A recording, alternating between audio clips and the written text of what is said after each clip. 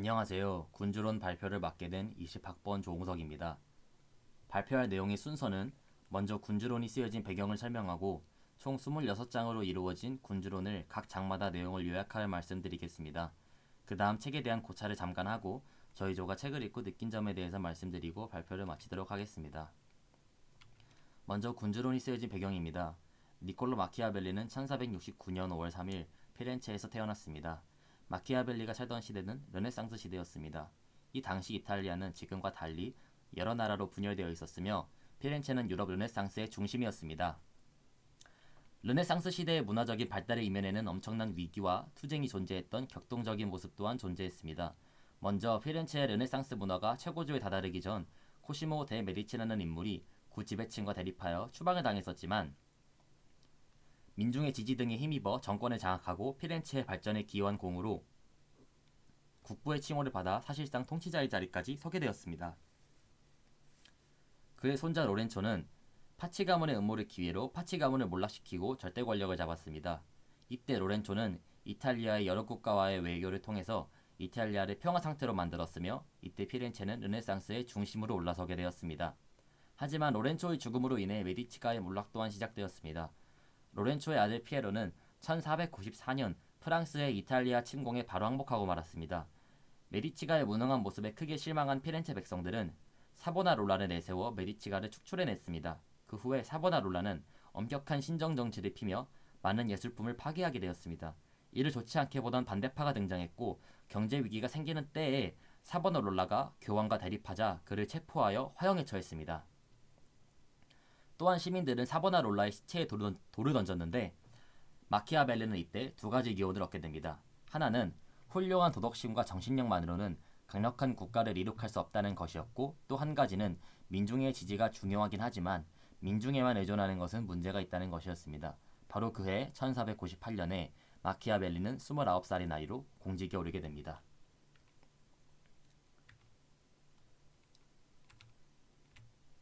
먼저 중요 용어 두 가지만 알고 가도록 하겠습니다. 비루트는 아리스토텔레스의 실천적 지혜 또는 통찰력, 노력, 용기, 대담성, 리더십, 순발력 등의 주체적 역량, 즉 인간 의지의 결단력을 말합니다. 그 다음 포르투나는 운명, 행운, 기회 등의 신을 포함한 자신을 제외한 외부적 힘들을 말합니다. 먼저 첫 부분입니다. 초반부는 상대적으로 짧기 때문에 한꺼번에 요약하여 설명하도록 하겠습니다. 인간의 삶을 지배한 모든 국가, 영지는 공화국 아니면 군주국으로 분류됩니다. 여기서 군주국은 세습군주국과 신생군주국으로 나뉩니다. 세습군주국은 선조들의 전례를 따라 다스리는 국가이며 통치하는 데 어려움이 적습니다. 신생군주국은 새로운 군주국과 영토가 병합된 나라인 복합형 군주국으로 또 나뉘게 됩니다. 복합형 군주국, 혼합군주국에는 어려움이 따르기 마련입니다. 병합된 신생군주국에서는 백성들이 쉽고 자연스럽게 복종하려 들지 않기 때문에 무질서가 일어나게 됩니다. 마키아벨리는 이에 대한 해결책을 제시했습니다. 첫 번째는 주민의 지지를 얻고 군주 혈통을 제거합니다. 두 번째는 군주 스스로 점령 지역에 가서 잠시 거주하거나 신하를 보냅니다. 세 번째는 관리의 수탈을 막고 소유지를 확고하게 만듭니다.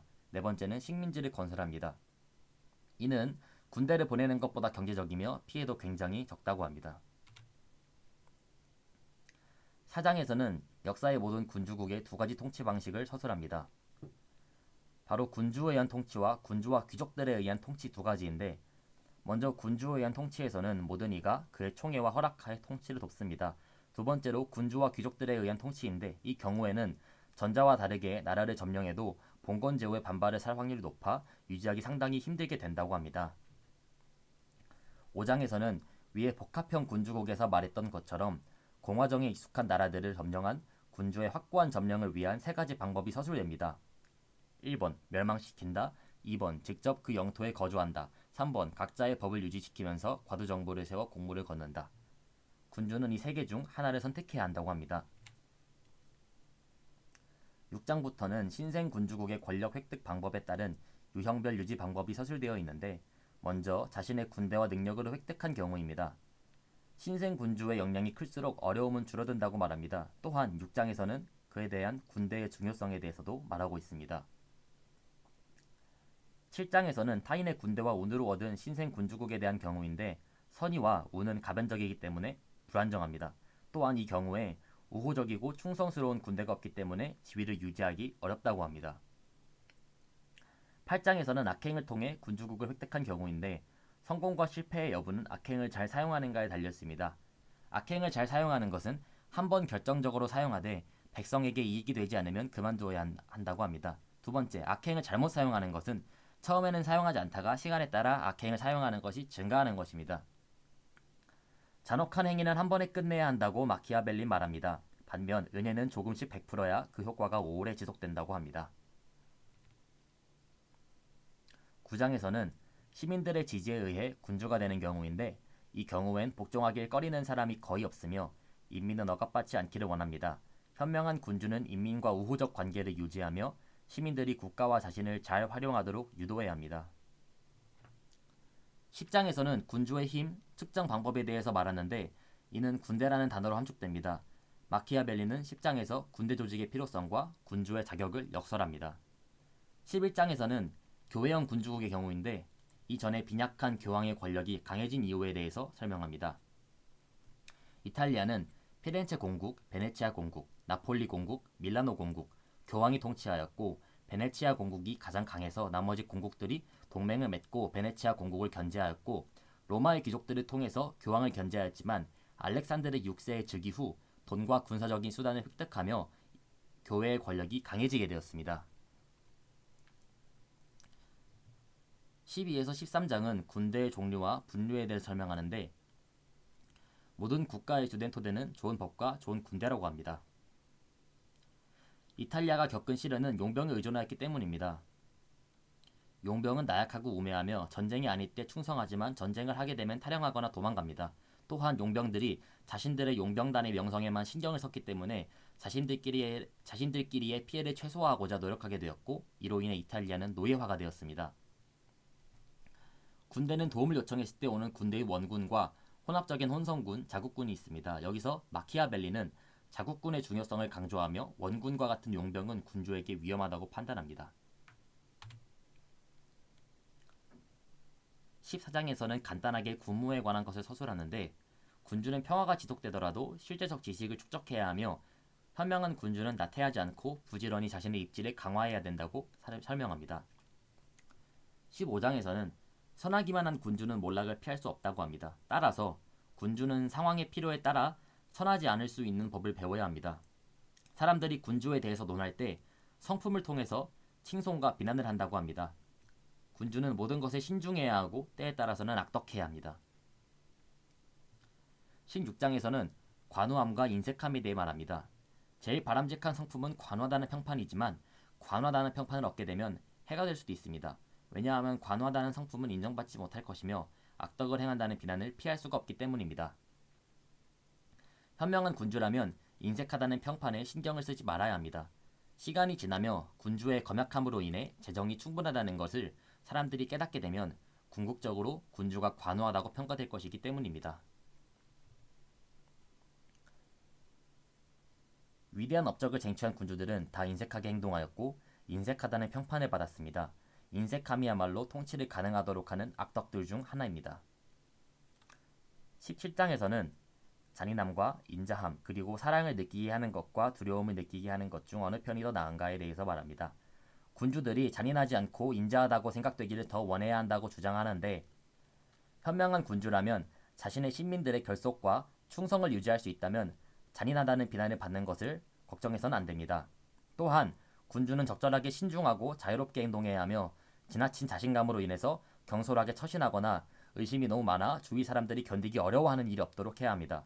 또한 사랑을 느끼게 되는 것보다는 두려움을 느끼게 하는 것이 더 안전하다고 합니다. 하지만 두려움을 느끼게 하더라도 미움을 받게 되면 안 된다고 합니다. 18장에서는 군주는 어디까지 약속을 지켜야 하는가에 대해서 말을 합니다. 위대한 업적을 쟁취한 군주들은 신의를 중시하지 않고 기만책을 사용해 인간을 혼란시키는데 군주에게 싸움은 두 가지가 존재합니다. 첫 번째는 법에 의지하는 것, 둘째는 힘에 의지하는 것입니다. 군주는 두 가지 방법을 사용할 줄 알아야 되며 이것은 군주는 사자의 힘, 여호와의 꾀를 터득해야 한다고 말하는 것입니다. 19장에서는 경멸과 미움을 어떻게 피해야 하는가에 대해서 말합니다. 군주는 경멸과 미움을 피해야 합니다. 군주가 음모에 대비하는 방법은 인민들에게 미움을 받지 않는 것이 가장 최우선이며 이는 앞서 말한 군주의 행동을 행하면 자연스럽게 배제되는 문제입니다. 이렇게 질서가 잡힌 국가와 현명한 군주는 귀족들이 분노하지 않도록 인민들이 만족을 하도록 주의해야 합니다. 20장에서는 군주는 권력을 보다 확고하게 유지하기 위해 다양한 정책들을 채택한다고 합니다. 첫 번째, 신생 군주는 시민들에게 무장을 허용합니다. 두 번째, 병합된 지역은 주민들의 무장을 해제시켜야 합니다. 세 번째, 복속된 도시에는 분열을 조장하면 안 됩니다. 네 번째, 요새는 상황에 따라서 유용하기도 하고 해롭기도 합니다. 21장에서는 군주의 높은 명성은 대규모 군사작전을 시행하거나 유례없는 비범한 행동을 보여줌으로써 얻을 수 있다고 말합니다. 또한 좋은 군주가 되기 위해서는 중립적인 입장을 취하는 것보다 둘 중에 한 군주를 선택하고 지지하는 것이 더 낫다고 합니다. 다른 군주를 지지하며 맺어진 동맹을 통해서 친선 관계를 유지할 수 있기 때문입니다. 22장에서는 군주의 지혜는 관리의 선임에서 나타난다고 합니다.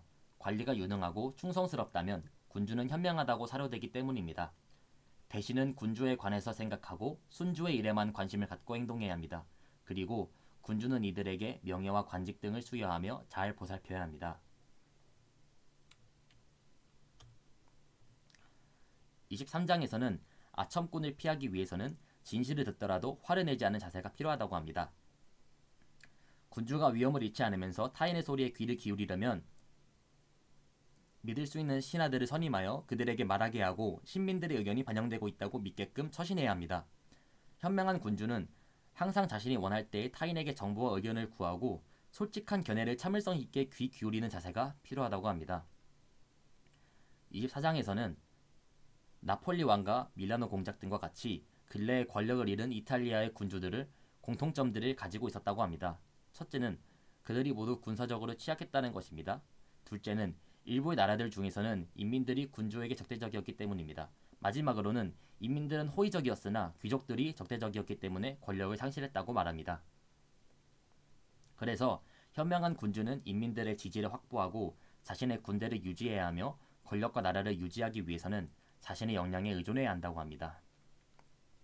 25장에서 운명은 우리의 행동에 대해서 반만 주재할 뿐이며 나머지 반은 우리의 통제에 맡겨져 있다고 합니다.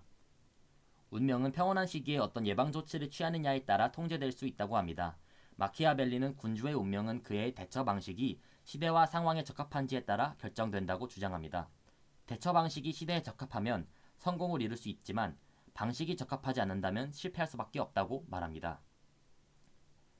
26장에서는 이탈리아는 나눠진 국가를 통일시키고 구출할 영웅을 기다리고 있다고 주장합니다.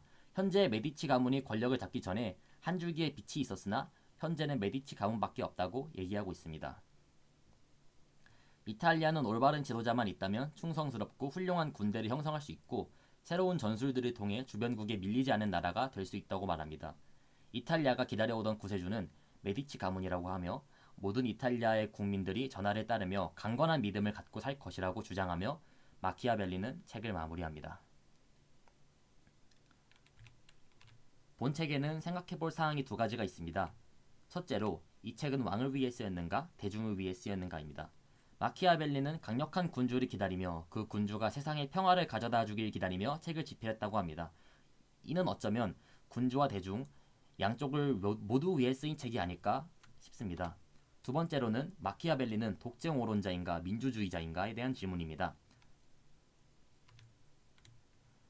군주국에 대한 설명을 한 마키아벨리는 사실 군주제 옹호자가 아닙니다. 단지 혼란스러웠던 이탈리아 당대 상황에서 비루트를 따지고 있는 것에 대해 바로 전 말했듯이 강력한 군주가 세상을 평정하고 평화를 가져오길 소망해서 이 책을 집필했다고 말할 뿐입니다. 군주로는 마키아벨리가 자신의 유용성을 알리기 위해 또 강력한 군주를 기다리며 써내린 글이라고 합니다.